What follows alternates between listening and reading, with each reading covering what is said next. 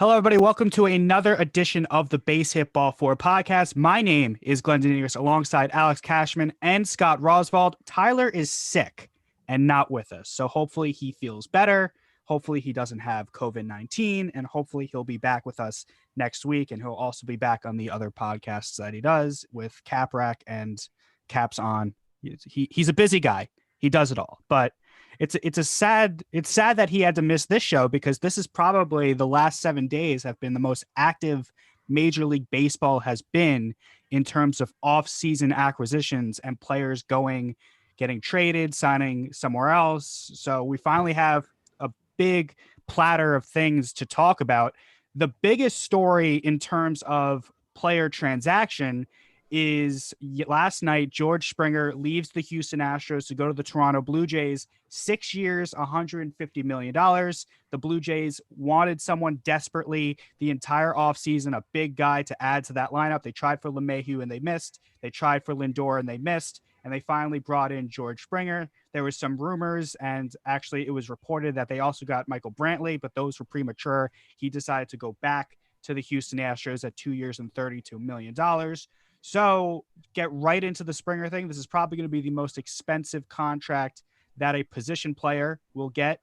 Maybe that's not true. Maybe Realmuto is going to get more money. Maybe he'll hit $200 million, and we'll see what Bauer gets. But to date, right now, Springer is the richest free agent off the board. So what are our thoughts on this? The Blue Jays, they add to their center fielder, and you would have to think they leapfrog the Rays in terms of who's going to challenge the Yankees in the American League East this year. Yeah, great signing by Toronto. George Springer is a great player. I think you hit it right the first time saying he is going to be the highest paid position player out of this free agent class. I don't think Realmuto will beat his contract. But Springer's a great piece to throw into that middle of that or top of that lineup, I guess, because he's been a productive leadoff hitter throughout his career. A good veteran guy for all those young players in Toronto. I like the signing for them, and I think it's gonna be huge, and it does make the Blue Jays a big time threat in the AL East versus the Yankees and the Rays. Does it make him a big time threat or just a threat? I think it makes them a big time threat. I think their lineup is good enough to carry them, even though their pitching depth lacks a bit. I think he adds enough just as a leader. I know we've made fun of the clubhouse guy thing in the past, but he has the potential to be that as a guy who's been in the postseason a lot to lead that young Blue Jays team. Their opening day lineup, I have it right in front of me. Somebody speculating on Twitter. I think it's a Blue Jays beat writer. It's Biggio, Springer, Bichette, Vlad Jr., Teoscar Hernandez, Gurriel Jr., Grichuk, Tellez, and Jansen. That's a pretty deep lineup. Now, if we can go player by player, compare them to who the Yankees have. Biggio is second base, I believe. Yes. So Biggio or LeMahieu, you're going to go LeMahieu. Springer or Hicks, you're probably going to go Springer. Bichette at shortstop, Glaber. I guess. I think defensively, I'm going Bichette. They're pretty even. They're pretty even. Would you give the upper hand to Bichette defensively? Absolutely. Yes. Vlad Jr. and Gio? Probably Gio, but Vlad's got obviously the bigger upside. Yeah, I mean, Vlad Jr. could go off and he have lost an a lot of weight this offseason. What was that, Cash? He lost a lot of weight this offseason. He looks very good. He does look very good. Teoscar Hernandez, he'll probably be DH, right? He might play one of the corner outfield spots, but he could DH as well. So if you put him in left, then you're going with him against Frazier. He'll probably win that. Gurriel Jr. Hold on. Who will win that? Teoscar Hernandez probably. No. They're pretty even as well, I'd say. I mean, Clint won Clint's better last year. Yeah, Clint's a better defender, but their bats are pretty even. Okay. I don't know. That's fair. I'll take. I'm going to speculate, and I'll put it out there right now. I'm going to have Clint hitting 275 with 33 home runs and 111 RBIs. Okay. It's really interesting to see, and we'll get back to the Blue Jays in a second, but this is just where the conversation was going. It's going to be really interesting to see Clint Frazier finally get a full season. Assuming he stays healthy. Assuming he stays healthy. Yes, you got to make that assumption or put that asterisk really on anyone on the Yankees roster the last couple years that we've seen. But, MLB Network had their top 10 left fielder ranking yesterday. And I sent you guys this in the group chat yesterday. They had Clint Frazier at 9. And Clint Frazier at 9 was surprising to me, not because Clint Frazier's not talented. He obviously is, and he's obviously a guy that could really put up damage on the big league level offensively, and his defense has taken a mile step forward over the last few seasons than he did in the 60-game season this year. But this is a guy that's just been up and down from Major League Baseball to AAA for the last seemingly 4 years since the Yankees acquired him. So to have him at 9 really shows what people think he projects to be, and that is a very solid big league outfielder. Well, see, that's the problem I have with the Yankees right now, and what I'm about to say is kind of off-brand of myself, because I'm a huge Brett Gardner fan, but I think that Brian Cashman rode Brett Gardner a little too long here. I think that, and like he still put together quality at bats, he still came up big, but if the Yankees thought that Clint Frazier could be a top 10 left fielder, why are they running Gardner out there? I think that up until 2020, they just had a lot of questions about his defense. And I felt like they probably thought as an organization that the upside of his offense wasn't worth what he was defensively at the time. I'm going to argue with that. Okay, go ahead. Because when Barry Bonds was still in the league, he was the best hitter in baseball, and he couldn't play defense to save his life towards the end of his career. He was slow. He didn't have a great arm. And he was still getting paid.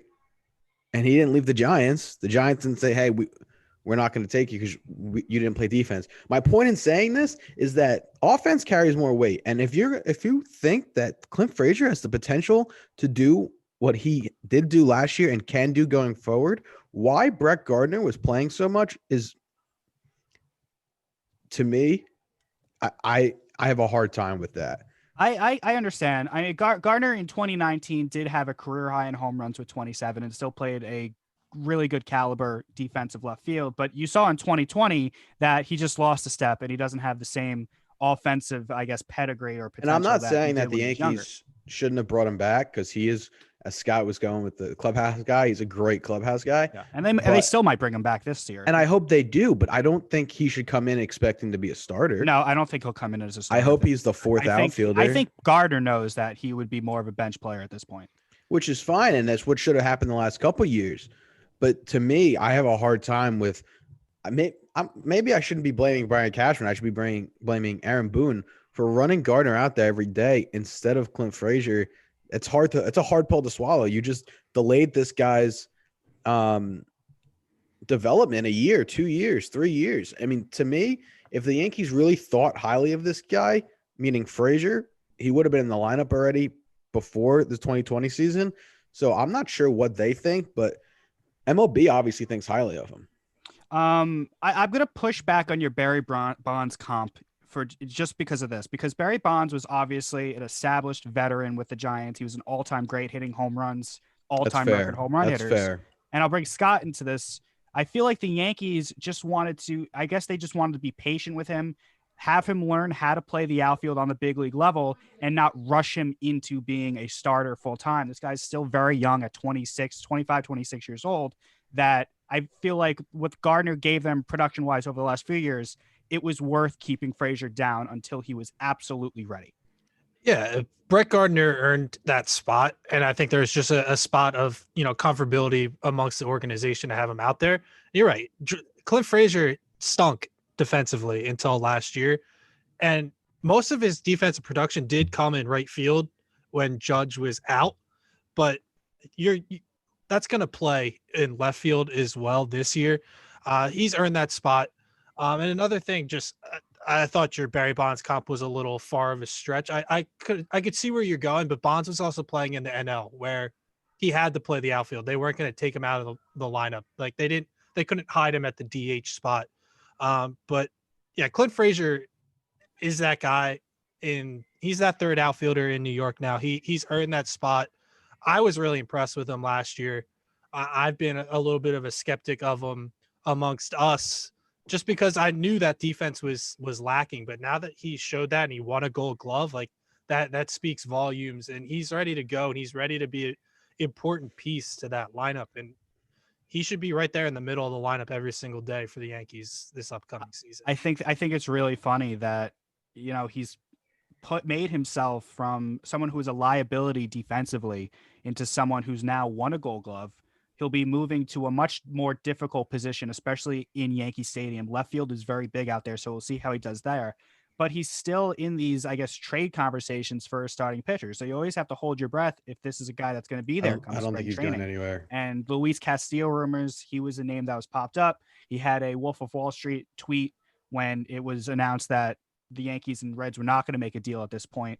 But really interesting to see what Clint Frazier will do for the Yankees moving forward into 2021, and now that he's going to really start his career per se as a established starter in the big league. So obviously there's all-star potential with him, but with really anyone on the Yankees, it's more of a wait and see and hopefully stay healthy kind of situation. To broaden this conversation out into the AL East as a whole, we started the show talking about the Blue Jays. We're going to keep talking about them. Yankees, Blue Jays, very similar teams in terms of they have these high-powered offense that are going to score a lot of runs, and they have two aces in Cole and Ryu. Ryu's, I would consider an ace. I wouldn't consider him a upper echelon, dominant lights out ace, but he's what the Blue Jays have as an ace. And then after that, with both the Yankees and Jays, a lot to be left desired. Now, the Yankees did sign Corey Kluber this last week. They also finally re-signed DJ LeMahieu. So what are our thoughts? I feel like whoever makes the next move for the starting pitcher is going to, I guess, be the preseason favorite for the American League East. I think it's that close. Go ahead, Scott. I agree, Glenn. They're definitely, both teams are starter away, whether it's a free agent signing or a go out and make a trade. You meant Ryu's definitely a top of the line starter. He's had 3 good years in a row here, 2 with the Dodgers, and last year, his first year with Toronto. But I don't trust anybody else behind that. So they do need a starter. I'd give the Yankees just the pitching edge overall. So I'd still have them as the favorite. I think in the division. Yankees ceiling is higher than the ceiling for the Blue Jays rotation, because Yes. Cole's obviously better than Ryu. And then whoever the Blue Jays have, it doesn't compare to if the Yankees hit on Kluber and if they hit on Severino. And if Herman comes back and he pitches well like he did in 2019, 2018, then you can say that the Yankees definitely have the advantage in terms of starting rotation. But until you see it, you don't really know. Yeah, I mean, the guys behind Ryu right now are Tanner Roark, Taijuan Walker, Robbie Ray. That's like, those are the 3 main behind him. Matt Shoemaker. They have a young guy, Nate Pearson, who throws really hard, who came up last year. But I just feel like the Yankees have more established guys, and I do think Kluber is going to be a guy that bounces back. It's going to be huge getting Severino back for the Yankees. We all know what he's capable of. It's whoever does the next thing. And the Yankees still have the better helps. bullpen, in my opinion. Even with Kirby Yates going to San Diego to Toronto, I still think the Yankees have the edge in the bullpen. Yeah, I would agree. Cash, you were gonna hop in. Kind of. I don't agree. I think that realistically, the Yankees are favored to win the AL East. Obviously, I mean, it's the Yankees, and 2, what the few moves they made this offseason were important. However, I think that the Yankees have all the pressure on them. I mean, at this point, this has been their year since 2017. And the Blue Jays now are playing free baseball at this point. I mean, this was a quick turnaround for them. I feel like the last good team they had was when Jose Bautista had the bat flip, which was a few years back, and everyone said, well, it's going to be a while till they're back now. They kind of broke down the team, but this was a quick turnaround for them. They're maybe a couple starting pitchers away from being a World Series contender. With that being said, I still think that they're the team that's going to be playing fun baseball. listen, I love the Yankees, obviously, and I always will, but the Yankees don't play a brand of fun baseball. They play a very boring brand of baseball. And I think that that's not the way that the league is going right now. You will look at the teams that are about to take off are the Padres. They play fun. The Dodgers, who are traditionally similar to the Yankees, but they weren't last year. And when I say fun, I mean, I don't know. Does anyone understand what I'm saying? Like, Not it's home like- run or strikeout. No, but like there's an I energy mean, amongst there's them. energy. Like, Yankee Stadium has an energy because it's the Bronx Zoo, and it's because we have the most loyal fans in the world, but it's not fun baseball. I mean, when Aaron Judge goes deep in the third inning, great. That's fun. That's exciting. But he's going to go 1 for 4 with 3 strikeouts. To me, that's a problem. And I don't understand how I feel like I'm the only one in the world that sees it. And when I said last year, and I said it 100 times, that home runs won't win you World Series, I got attacked in our group chat because, all the home runs that were hit. And I get that, but that's not my point. Like, the Yankees either hit a home run or they strike out. They don't hit well with runners in scoring position. They don't hit well getting a guy from first to third. They don't bunt. They don't do situational hitting. They literally have to hit 9 home runs a game to win. And that's an issue because in the playoffs, especially, you're going against the team's best available pitcher in that inning. Every time, every inning. You don't get a break, right? And the reason I the feel Rays, like 90% of the league's that way, though. right? No. What are you saying? I said a lot of teams play that way. Okay, but look at the teams that have won. The Dodgers are high average. They don't just hit home runs. The Padres had a great year, like I said. The Rays, they hit a lot of home runs, but they also don't strike out as much. And that, to me, that's a problem. You put the ball in play, you make the defense make a play, and anything can happen. Not necessarily an error every time because we're playing big league baseball, but, just You make guys think. Yeah, what? You make the guys think out there. Yeah, I mean, this is a thinking game, but you don't make the opponent think when you hit a home run. It's, wow, now I got to go up there and hit a home run to match that, or we got to just score some runs. Or, I mean, I don't know. I know I'm going on a little rant here, but I'm tired of the way baseball is being played. I think it's boring. I do. And I love the game of baseball, but I think watching baseball has become boring because you're sitting there waiting for these guys to hit a home run for 9 innings. And yeah, it's great when they do. It really is. And over 162 games, it's going to work because you're not going against the best bullpen pitcher at that time. You could be going against the end of their bullpen. A team could be exhausted. A team could be, their starter could be hurt. You're playing against, the guy who's supposed to be in AAA right now. So over 162 games, this works. But in the playoffs, in this shortened playoffs, it doesn't work. And I'm really tired of it. And I feel like I'm the only one that sees it. And it drives me up a wall. It really does. Yankees were 14th in batting average. So middle of the pack, 247 batting average. First was the Mets at 272. Dodgers were 11th at, give me a second, 256. What about in the playoffs? Let me find strikeouts. The Tampa Bay Rays actually led all of baseball in strikeouts with 608. The Yankees were 23rd with 480 strikeouts. So they're not striking out as much as they seem. Of course, because you have Judge and Stanton, and they're all or nothing kind of guys. And you could put Voit in that conversation. It seems like they strike out a lot. The Dodgers were 27th in strikeouts, 471. The last in the league was the Astros, 440. But yeah, I can see what you're saying. I mean, you definitely want a more fun brand of baseball. You want, and I feel like this is not just about the Yankees, but just the game in general. No, it's not about the Yankees because it goes on. It goes into the whole make baseball fun again thing. And, Fernando Tatis Jr. was one of the best, most exciting players to watch last year. He was the best shortstop in baseball, in my opinion, last season. And, let's not forget he got ostracized for hitting a home run with his team up 5 runs. That made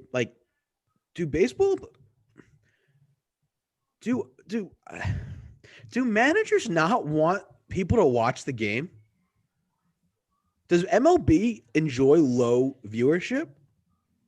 I'm serious. I'm not trying to be funny. No, it's just that there's so many old school people still in the game. There hasn't been that like turnover into the new age. There's just still so many old time people still involved. So here's my argument. Either change with the times or get out.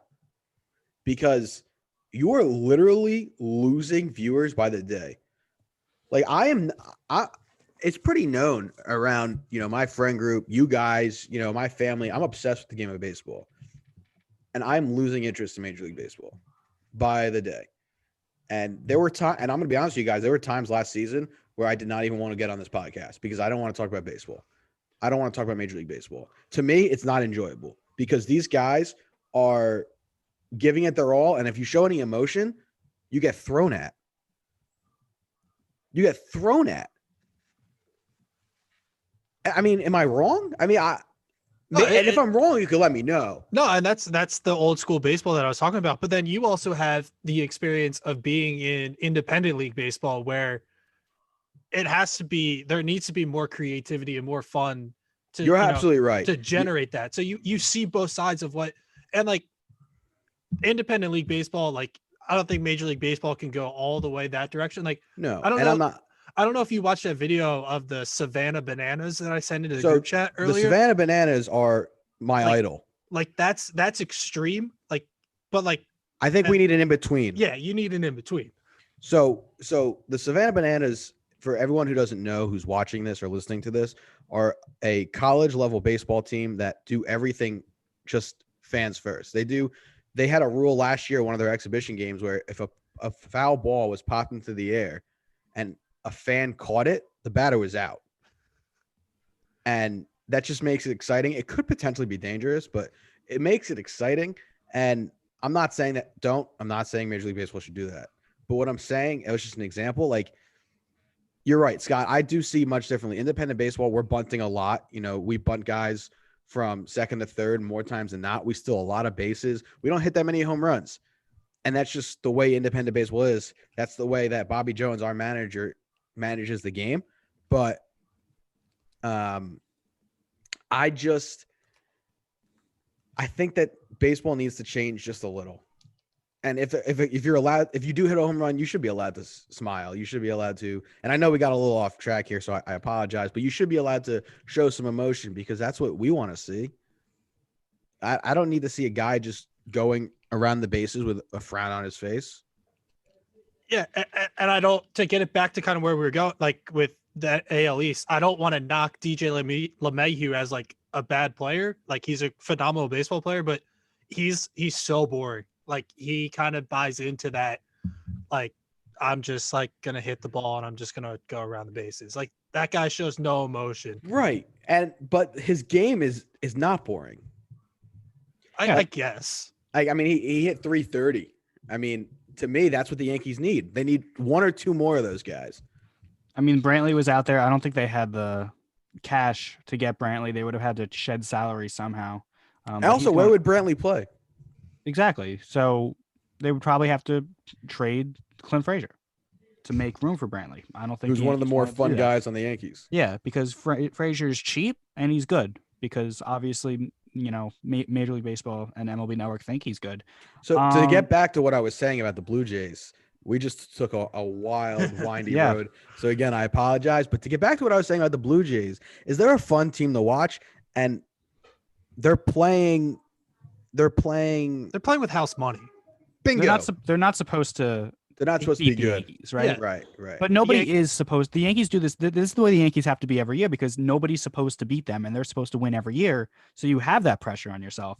So, not to defend the Yankees being quote unquote boring, but that's just the way that it is for them. They always have the pressure on them, but it's not working. It's not fun to always have to have the target on your back because you can't have fun when you're always the villain. That one year when in 2017, I think Cash can agree that was probably the most fun Yankee team we ever saw. 16, right? 17, 16, 17. The thumbs down year. That was 17. Okay, 17. The thumbs down year with Frazier, not Clint Frazier, Todd Frazier. And, that whole team with the thumbs Didi. down. That was a lot of fun. And Judge was a rookie. I would do anything to go back to that team. They forced the Astros to 7. Obviously, we know what the Astros did that year, but that was the most fun Yankee team. What, they Boom. cheated? The second. Did they cheat? Yes, they cheated. They cheated. Boom. Yeah. A couple months later, they get Stanton, and then all of a sudden, fun underdog Yankees are gone. So I'm not going to defend the Yankees for being quote unquote boring, as you say, but that's just kind of the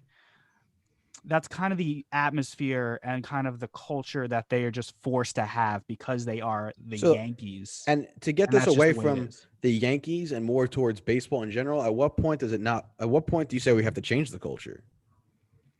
I mean, they're still making the playoffs every single year. But is the goal to make the playoffs or the goal to win the World Series? You have to make the playoffs first before you make it to the World Series, obviously. But it's hard to make it to the World Series. I'm not saying it isn't. But if your goal is to win the World Series every year and you haven't done it in 11 years, something you're doing isn't wrong. But do you think that the Yankees aren't making the World Series because they're not jumping up and down and waving pom-poms after home runs? No, I think they're not making the playoffs because they're not making the World Series because their bats just come up short in the playoffs. Again, they go after the same free agents every year, the guys who could hit 40 home runs. And again, those same guys strike out 150 times in the playoffs. So something that they're doing isn't working. My opinion. Thank you for coming to my TED Talk. Appreciate it. Let's move on off the Yankees for a second. The two remaining big free agents left are, Scott's interested in Real Muto and then Trevor Bauer.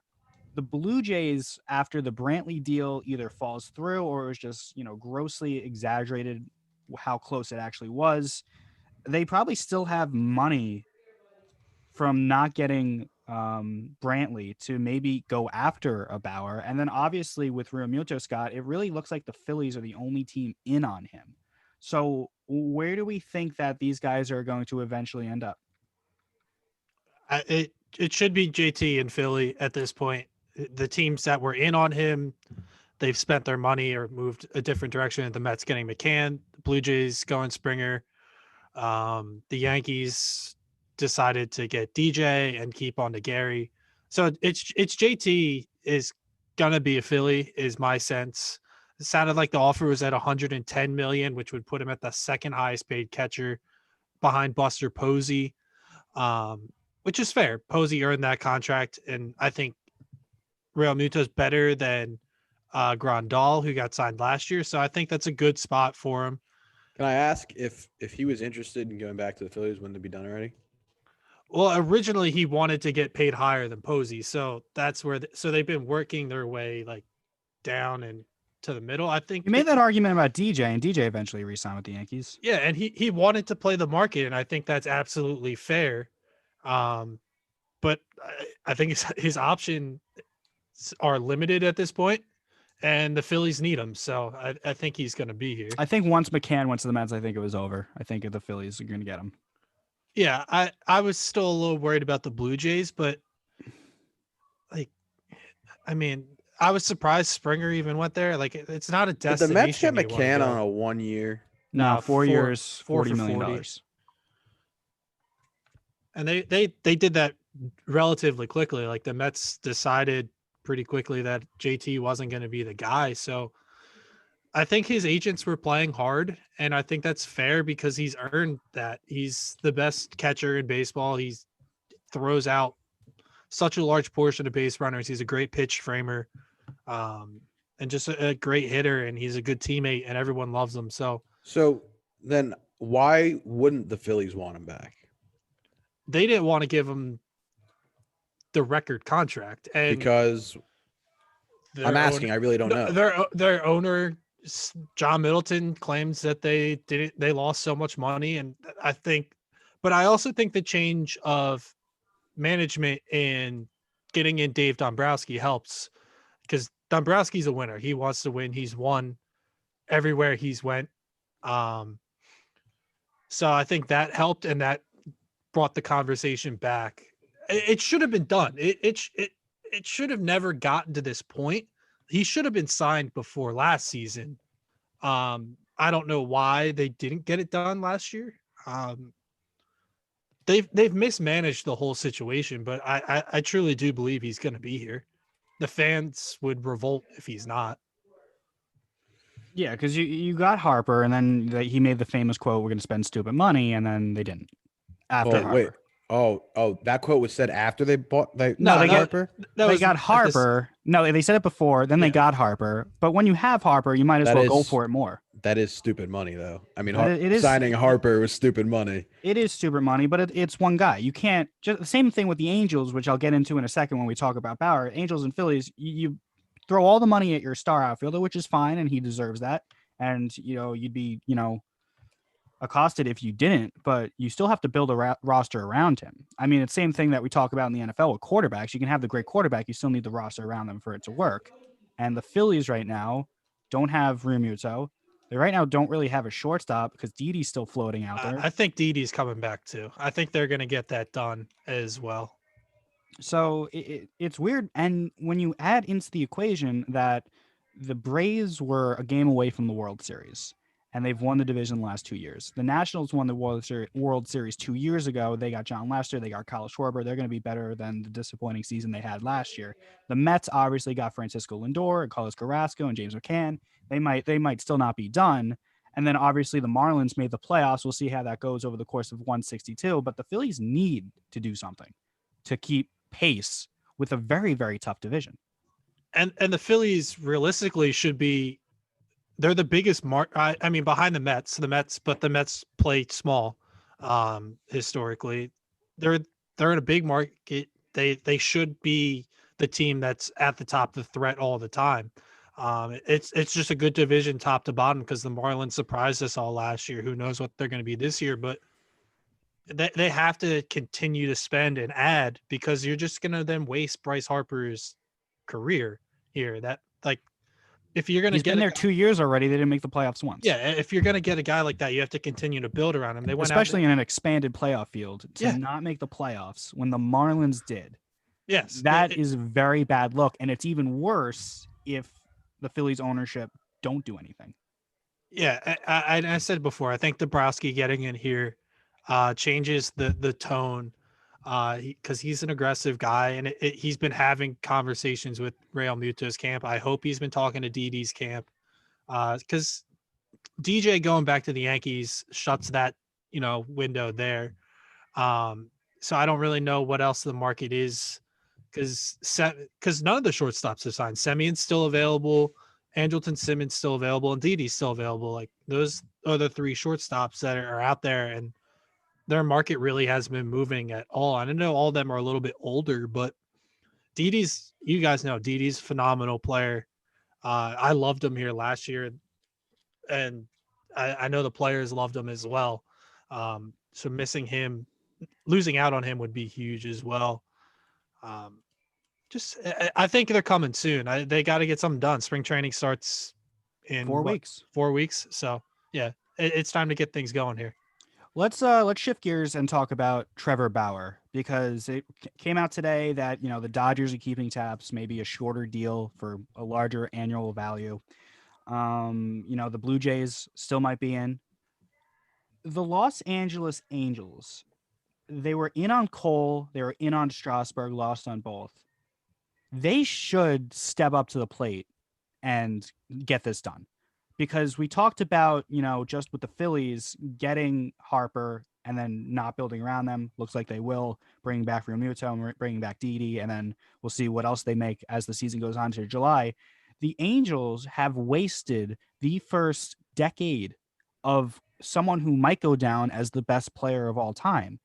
And the Angels, like the Yankees, they seem to ignore this starting pitching problem that they have. You can't really trust Ohtani to be an ace, one, because he's not healthy, and two, is because he's a position player half the time. So you have, an ace available in a market that isn't hot for him right now because of the pandemic and a lot of teams losing money and the threshold and the tax. This is a perfect opportunity for them to step up into the plate, with a division where the Athletics are scrappy, but they lost Hendricks and they're probably going to lose Semien, so they're going to take a step back. The Astros, who have been taking a step back, now losing Springer and Cole in back-to-back years. The Astros also cheated. Why? What are they waiting for? Are they strapped for money? Do they not think Bauer is, as, prestigious as the 60-game sample size says he was? Like, what are they waiting for? Because they have Mike Trout and they really don't have much else. Yeah, it's time for them to push in the chips. The division is there for the taking. You mentioned it. The A's are going to take a step back. The Astros are getting a lot worse. They're getting older. The Rangers aren't there yet. They've lost their top 3 starting pitchers from last year.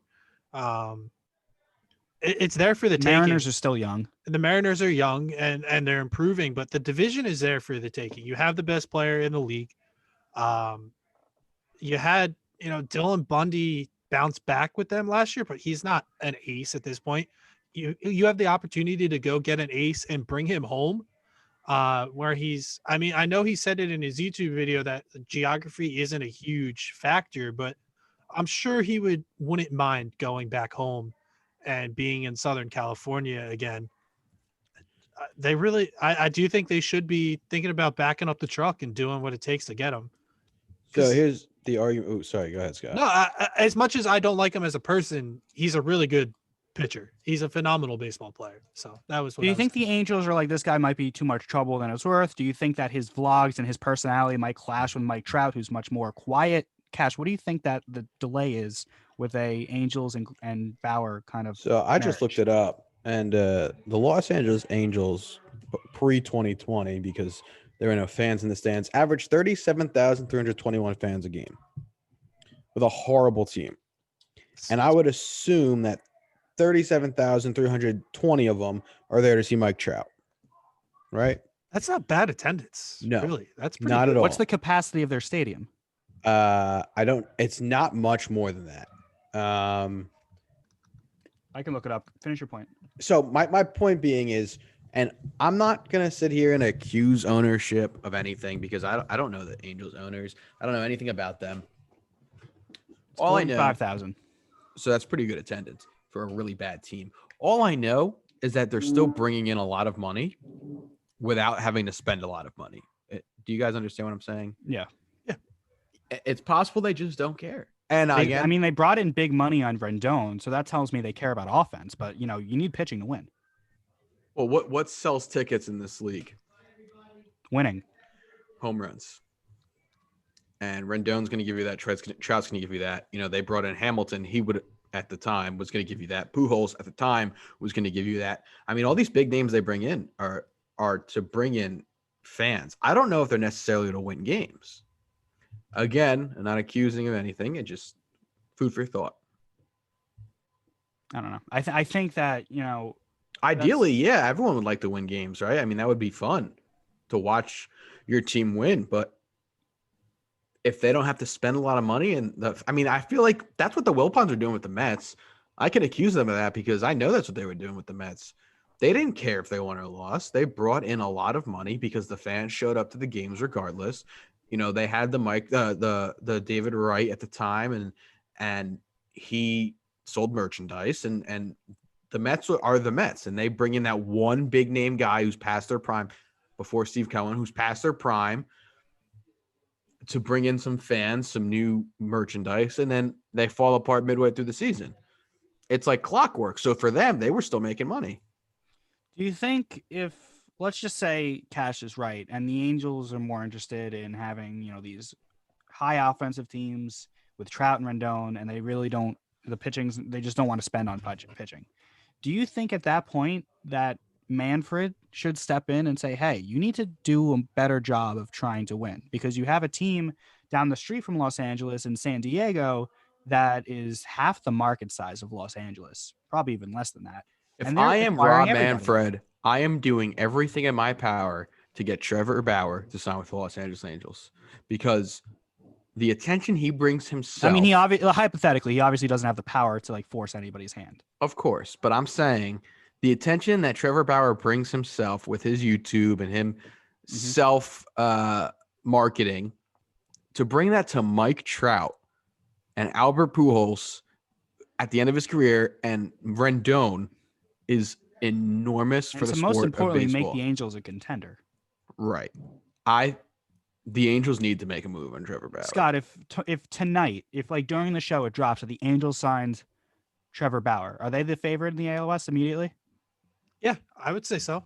I would give them that nod for the reasons that I mentioned before. The other teams aren't getting better, and I think that would immediately make the Angels that much better, is having a frontline starter like that, because the Angels aren't that far off. Like when you have the best player in the world and then a guy in Rendon, you're not far away, and the playoffs have been expanded like that. You just need to make a wild card spot, and then anything could happen. So yeah, I would say so. Go do it. Their owner is Artie Moreno, so I'm calling him out. Artie, I know you're listening. Yep. Big fan of the show. Sign Trevor Bauer. Get it done. Like just back up the truck. And we don't want to sound redundant on the show, but it goes without saying that we've been yelling about the Angels since we started this podcast from the radio show. Even back in the radio show, we're probably yelling about the Angels not doing anything. It's time to do something.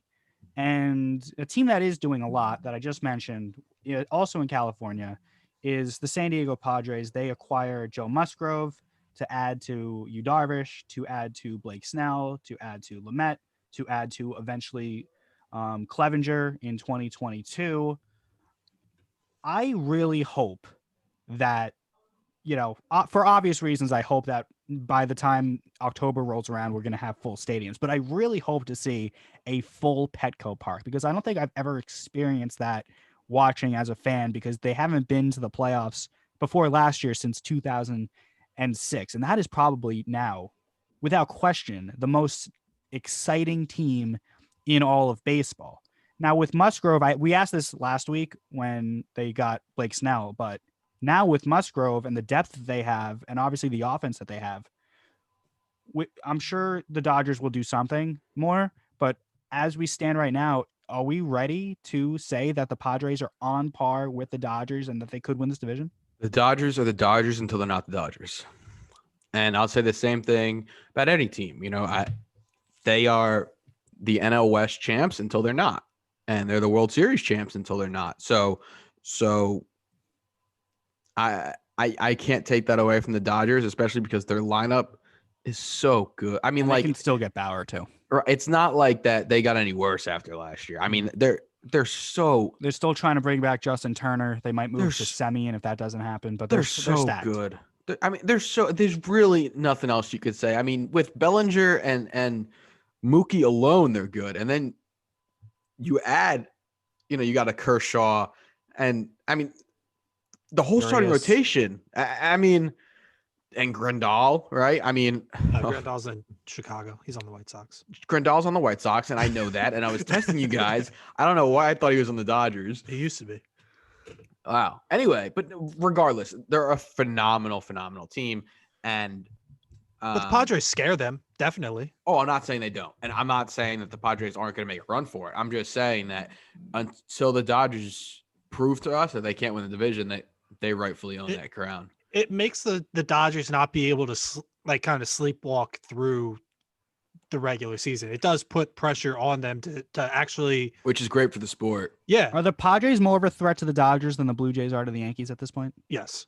No. What have the Yankees proven? The Yankees didn't even win the division last year. Yeah, I guess. I mean, the Dodgers won the division. They won the World Series. Granted, it was a short season. I get it. But they won the World Series. When was the last time they didn't win that division? 2012, maybe. Okay, that's a long time. And I'm sorry. I don't. Scott, you say yes. Why do you say yes? Threat, the but Padres being more of a threat than the Blue Jays are to the Yankees. I just think the Blue Jays are still too young. I don't think they have enough established offensively and pitching wise. I think the Padres have more established guys in Darvish and Snell. Joe I really liked the pickup of Joe Musgrove. I think he's under the radar as a good pitcher. Tatis obviously had a phenomenal year. Machado had a phenomenal year. Hosmer is still there. Trent Grisham had a great year. They are going to miss Kirby Yates in the back end, but they still have Trevor Rosenthal, who they picked up last year. I think he's a free agent too. Is he a free agent? Mm-hmm. Okay. I mean, Brad Hand's still out there. They'll probably get someone. They're missing that in the back end, but Kirby Yates was injured for most of last year, so he wasn't really even there. I just think the Padres have more established major league talent, or just a little bit more of a threat that versus the Padres to the Yankees, or to the Blue Jays to the Yankees. What about the Rays? I think they'll be good. I don't know if they can pitch enough. They're gonna. We talked about this, and you made this good point, Cash. They were dead by October in a shortened season. What are they going to be like in August if we play a full 162? Oh, I don't disagree. I just wanted your opinion. I agree with you. Can you believe it? That is rare. That never happens. It never happens. But sound the sirens. I don't want to. The Rays are such a good organization, though, that in terms of development and I have a question for you. Getting replacements. Seriously, Go I have ahead. a serious question. Yeah. Would they, if they were such a good organization, would they still be in St. Petersburg and drawing 30 people a game? I don't think that's their call. Why? I think that's the city They're not allowing them to have stuck in a stadium. lease. Yeah, they're stuck in a lease. Why would you go to St. Petersburg to begin with as the Tampa Bay Rays? It's 45 minutes out of the city. Because I think the stadium was already built and they just went in. Listen, if they were such a good organization, they wouldn't be spending half their games in Canada. I agree. I don't think they should be there. And remember that like weird kind of scenario they threw across? We'll play half the season in Tampa and half in Montreal. Yeah. I don't think that's something that's feasible. I don't think the logistics work. I think I don't know. Listen, but I think that they've over the course of the years, the last couple of decades, they've had proposals for new stadiums, but the government, the Tampa government, shoots it down. I can't imagine. It must be so bizarre. Like Tampa I've been there. It's terrible.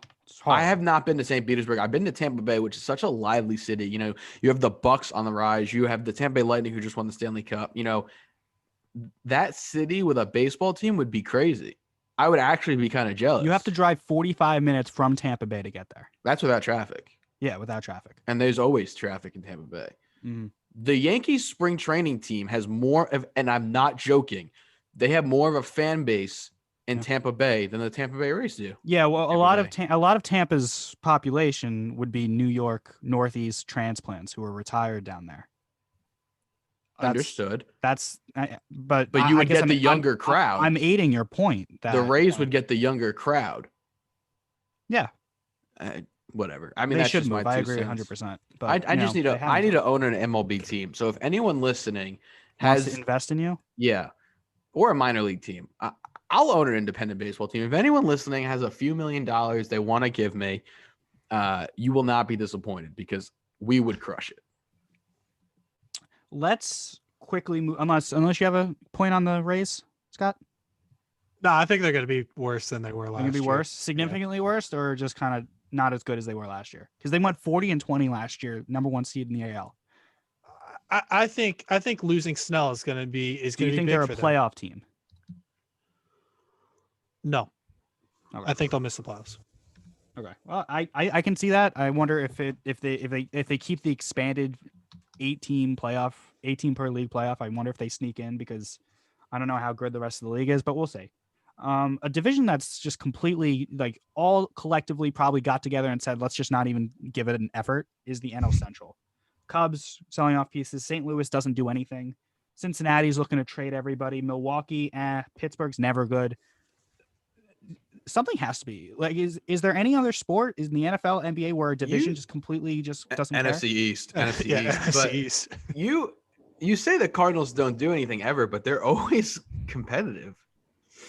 They're just another organization that develops. They're like the Rays. They're boring. They don't spend on offense. They just don't make a splash. They're not even bringing back their iconic players in Wainwright and Yadier Molina. They haven't re-signed them yet. Yeah, I feel like Yachty will end up back there. He should. He deserves to finish out his career there. But yeah, the Central as a whole is a dumpster fire right now. The Cubs have lost so much, and they're probably at some point going to be talking more trades. as you mentioned, the They Pirates want to trade Bryant, Yeah, right? they might want to trade trade. Hendricks. They should. They should try and recoup as much as possible because they didn't get anything for Darvish. They didn't You get know what enough killed for them? Darvish. You know what killed them was trading away so many assets the year they won the World Series. It killed their future. I don't think they would take back any of those trades because it did win them a World Series. But let's not forget, the Yankees got Gleyber Torres from Yeah, the Cubs. so the Cubs have traded away Gleyber Torres, Eloy Jimenez, and Jorge Soler, the three that are popping off the top of my head. Yeah. Those three guys are all really like all-star caliber players. That They got Chapman, and then Chapman went back to the Yankees, and then I think the Eloy Jimenez trade was for Quintana. Yeah. Was that the World Series year, or was that the year after? That was the next year, but that was the next year, so they didn't even win out of that. No, yeah, And then the Soler trade was the year for whom? after the World Series. That was Wade And Davis, right? That was Did Wade they, Davis. did And they, they didn't win for that either. Yeah, Did they sign Lester or did they trade for him originally? They signed him they as a free signed agent did. Lester. to like a 7-year deal back in 2013. But they probably should have won more than they did. Oh, they absolutely should have. And Well, I think that the players on their team fell off dramatically. What happened to Chris Bryant? stopped developing. I Javi mean- Baez stopped developing. Javi Do hit you a think they all ceiling. seems like it's so hard because they are like young guys and they're human beings. You win the World Series for the Cubs, first time in 108 years.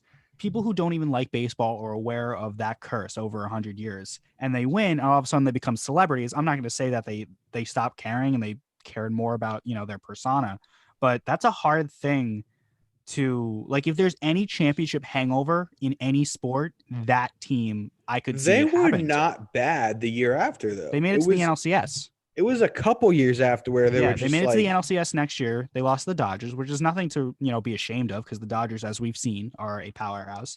They lost the 1-game playoff to the Rockies the year after that in 2018. 2019, they missed the playoffs altogether. 2020, they won a bad division, got swept by the Marlins in the wild card series. So Yeah. it seems like I don't want to accuse them of anything, but they seemed after the World Series, maybe even after that next year when they lost in the NLCS, they seemed complacent with the one. Yeah, they definitely got complacent and just didn't develop. Schwarber got worse. I mean, Addison Russell, like that whole situation That killed them too. with the domestic violence, like that was bad. Like he's gone. He's in like Korea now.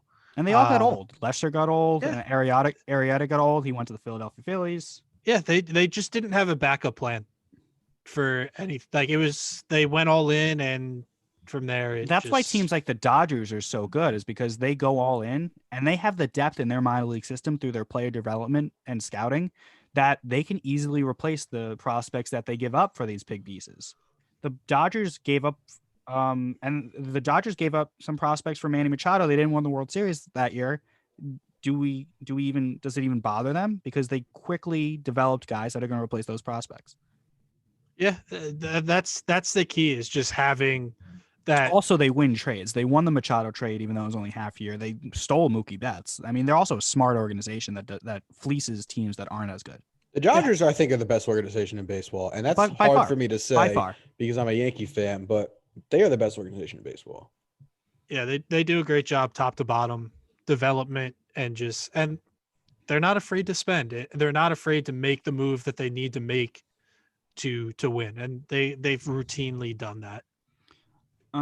Saying in that division, the Reds won the division. They won the division last. They won the division, right? Was the Cardinals? No, the Cubs won the division. I'm yeah, sorry. the Cubs on the division. Cubs won the division. Reds made the playoffs. Reds made the playoffs at 31. I have the standings right in front of me. I don't know why I said the Reds won the division. Reds made the playoffs 2 games over 500. They had Bauer. It's unrealistic for them to re-sign him, but they still had a good rotations led by Sonny Gray, who had a resurgence since he left the Yankees, and then Luis Castillo. And then they invested in Moustakas. They brought in Castellanos. They have Joey Votto, who's been there for forever. I don't know why the Padres did this like 5-6 years ago. They invest and go for it, and then it doesn't work out just for 1 year for whatever reason. And you can't say it didn't work out. They did make the playoffs. And then they're like, oh, you know what? Let's reset. I don't understand that. And then there's rumors that they're going to trade Luis Castillo. There was a very hot speculation about the Yankees getting him over the weekend. Why would the Rays? Why would the not Rays? Why would the Reds want to make all these moves with a division up for grabs? Yeah, I don't know. They definitely are panicking a little bit, and obviously COVID and the shortened season and no fans plays a factor in that. But Oh, I think COVID and the shortened season and no fans helped the Rays, and I think that's why they went for it last year because they said this might be our shot. This is our chance to win it. On But they 60 traded for games. Bauer and traded for Gray and got Moustakas and got Castellanos before Yeah, they COVID didn't. was in, Yeah. before COVID was a thing. They were going for it last year, no matter what. But to now hit the panic button and try and eject, like Castellanos, Like just because Moustakas- Bauer's not coming back, which is probably what they knew when they traded him. yeah, like Why, like to hit the panic button over something that you knew was going to happen? That seems a little kind of crazy and ridiculous to me. yeah, and you can. I mean, you're obviously not going to easily replace the Cy Young Award winner, but like Luis Castillo and Sonny Gray are top of the line starting pitchers, and I mean, I don't understand. I think they should hold still and go for it this year because they have that opportunity to keep building. Like they have a good lineup. Like I know Vado's out the door at this point, but or starting to go out the door at this point with the age, but he's still like a foundational piece. I don't get it. I think the Reds should hold still, try and win that division and make a push because they have the pieces to do it. Yeah, I mean, they have Freddie Galvis at short. He's someone that people really love. Division that 85 wins can do it. I don't see why they're, really getting excited over trading a Sonny Gray and Luis Castillo. The Castillo rumor that percolated over the weekend, it turned out the Reds asked the Yankees for a Torres. Now, putting my bias aside, because he's my favorite player, everybody knows that. Really? Is there something I'm missing? Is there something I'm missing with like people thinking that Torres is still a prospect? Or do we, as maybe me and Cash as Yankee fans, overhype our own prospects?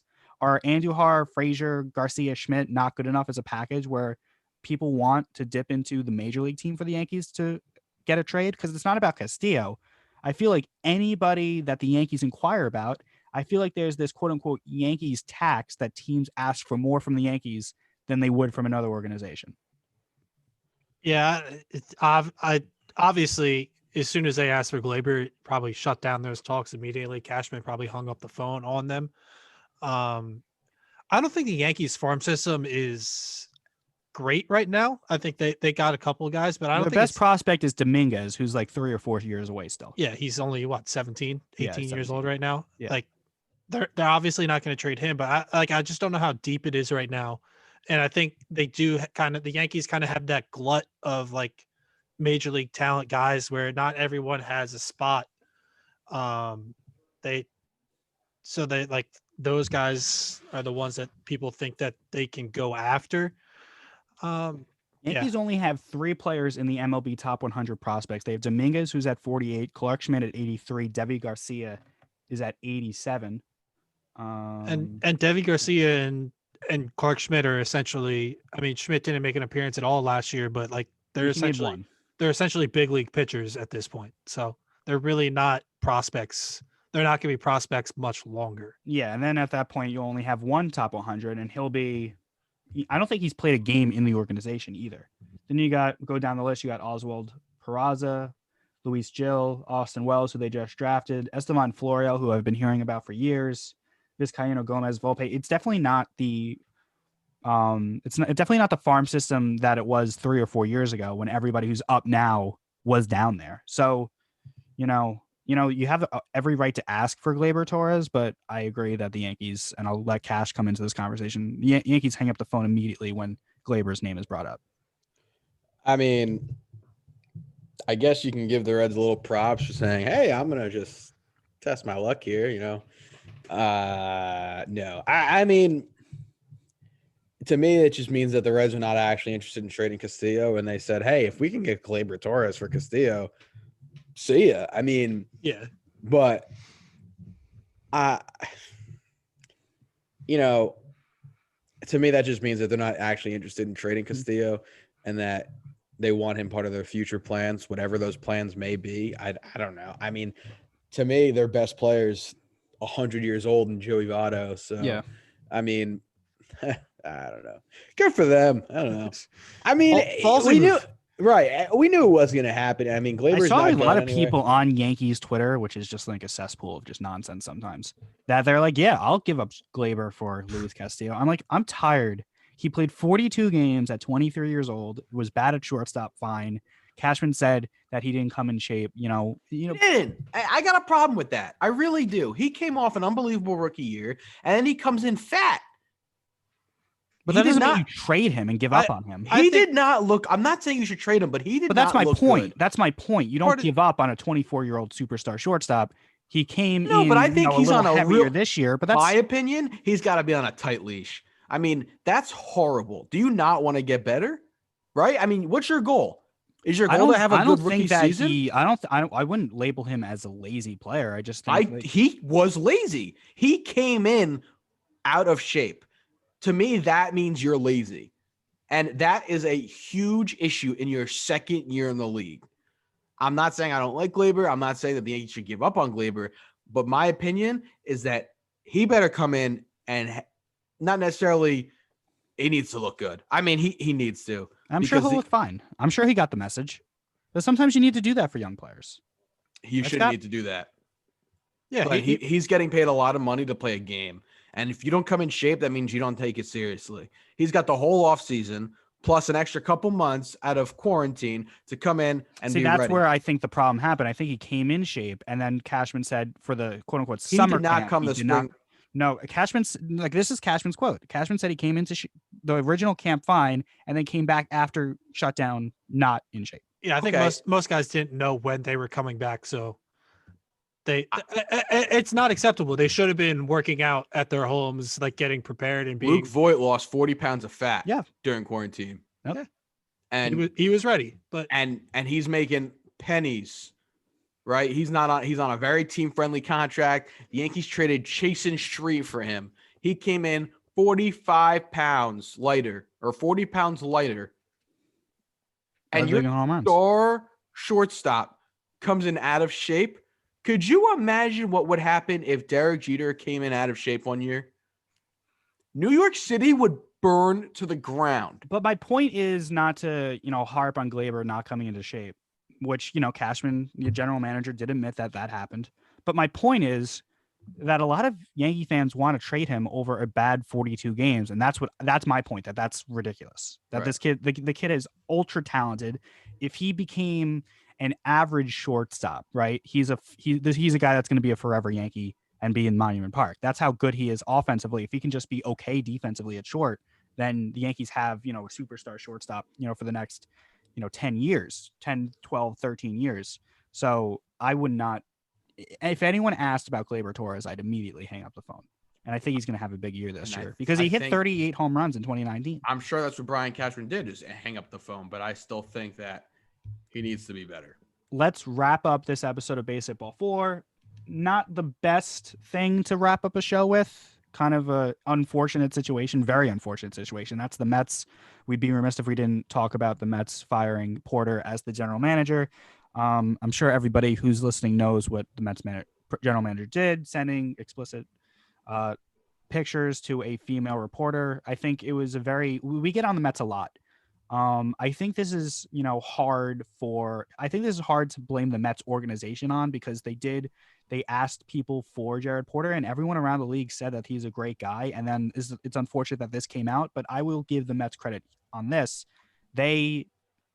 This news came out 11:30 at night, and then by 7:30 in the morning, he was out. So the Mets acted swiftly. They got all the information they needed over the course of the night, and they made that swift decision in the morning with Steve Cohen tweeting out that we terminated him. I will give, and that this is probably all I'll say on it. The Mets did the right thing by swiftly and quickly getting rid of this guy and not, dragging it out over a course of a few days, a week before making a decision. Absolutely. Yeah. They did what they had to do, and that's that. Yeah, as much fun as we have making fun of the Mets, they got put in a tough spot with this one because it wasn't really out there. It was, information that wasn't public. It's unfortunate everything that happened. Unfortunate for that female reporter. You know, she essentially had to give up her career and her dream job because of what he did. But yeah, Mets did a good job of acting quickly and saying we're not going to stand for this and moving on from him. So I do give them props, and congrats to Carlos Beltran for being a longer Mets employee than Jerry Porter. That's 1 great. month. I mean, you the got an Mets are extra month. That's a good trivia question. What organization has a manager and a general manager that never actually oversaw an actual game? And that would be the Mets.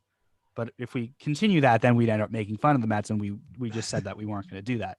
So Porter's lone contribution to the Mets and probably his whole career in baseball will be the Francisco Lindor trade.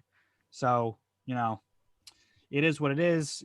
Alderson was running the show anyway, so I think Porter was just kind of like a liaison between a player and what Alderson wanted. So they'll get another GM and they'll be just fine. Steve Cohen, if you're watching this, I am available. If you'd Are we a like, fan of his tweets, or do we think he's too public? I think he's fun. it's fine. I mean, it is what it is. Who cares? But Steve Cohen, I'm available. So you're saying you're okay with being Sandy Alderson's puppet to begin? Yeah. You kidding? As an entry job in Major League Baseball, count me in. GM. I mean, Okay. listen, Steve Cohen, we could we'll make a splash, man. Be the youngest general manager in Major League Baseball history. I think that What's the first thing you do if you're hired as the Mets GM tomorrow? What's the first move you make? I'm taking the cover off my pool and going skinny dipping. I don't know. No. What's the first move you make as the general manager? You just told me that Sandy Alderson was running the show. No, but I think in all seriousness, if I was the GM of the Mets, the first thing I'd do is lock up Lindor before anything else happens in that organization. Because with missing out on Springer, they have money to extend Lindor, extend Conforto. Steve Cohen is worth $14 billion. The first thing I do is lock up Lindor for another 6 years. Mm-hmm. So, and then get a closer because Edwin Diaz is not the closer. Oh, that's a good point. That's a good point by you. The Mets, they seem better, but that bullpen's still not what you want. Is Betances still on the roster? Or is he a free agent? He's still on the roster 1 more year. He has 1 more year. Okay. So Steve Cohen, like I said, let's go win a World Series together. That will just about do it. But before we go, do we have any final thoughts from our panel of baseball experts here? Sign JT Realmuto. That's Get it done. That's all that matters. Yeah. Maybe I would do that as Mets GM. Sign and trade. Sign and trade. Well, you giving us? What would you with James McCann? I'll give you McCann. I'm not accepting that, but guys, we are less than a month away from pitchers and catchers reporting. I like that. So we're going to have a lot to talk about over the next couple of weeks. We'll get into maybe predictions in a couple of weeks. We'll get into actually talking about spring training baseball games that happen.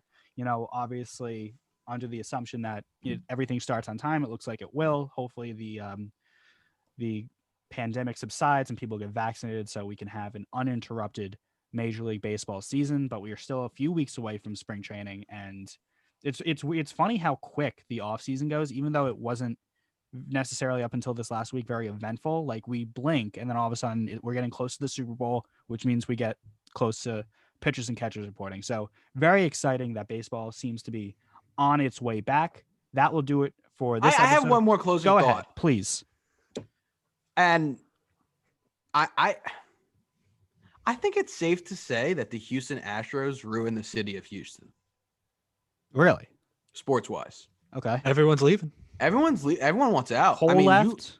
Harden left. Springer left. You look at Houston and Watson's going to leave. I'm gonna continue speaking. Houston had 3 huge sports teams that were starting to really look up, and then the Astros cheat. Then Cole leaves, and then Watson wants out. Harden leaves very dramatically. Daryl Morey left. What? Daryl Morey left. Came to the Sixers. Right. There you go. Sure. I didn't even know who that was, but okay. You don't know who Daryl is? He's the president of basketball operations. And then you have DJ Watt's going to probably join the Steelers. I mean, if we're going to be realistic, that's what's going to happen. Chris Paul leaves. The city of Houston is absolutely ruined. thanks to the Houston Astros. They're just holding on to Watson, but that just seems like a matter of time before that's gone. Oh, he's done. He done. wants out. He wants out. I wouldn't want to be there if I were him. That's ridiculous. I like your theory. Oh, But, DeAndre Hopkins? Yeah, Hopkins. So we can say right here on this podcast that Houston is dead because of the Astros. Is this karma for the entire sports city? Good. Good. They deserve it. I like that. Well, that will just about do it for this Steve episode. Cohen hit of my line. Yep. Please hire him so he can leave this podcast and he can't interrupt my outros anymore. Don't you think that if I was the general manager of the New York Mets, that this podcast would be phenomenal? It would explode. Let me ask you this. Would you fire Gary Cohen and give me the play-by-play job? No. But I would definitely bring my friends in if they wanted to. I'd give them a shot. Oh, I appreciate that. You're not my friend, Glenn, but Okay. I have nothing more to say on this podcast. Scott, do you have anything? No, that's it. All right, good. I'm doing an outro and you guys aren't interrupting me anymore. That will do it for this episode of Baseball 4. For Scott Roswald, Alex Cashman, my name is Glenn Denegers. We'll see you next week. feel better, Ty. Yep. And hopefully Ty feels better. He joins us next week.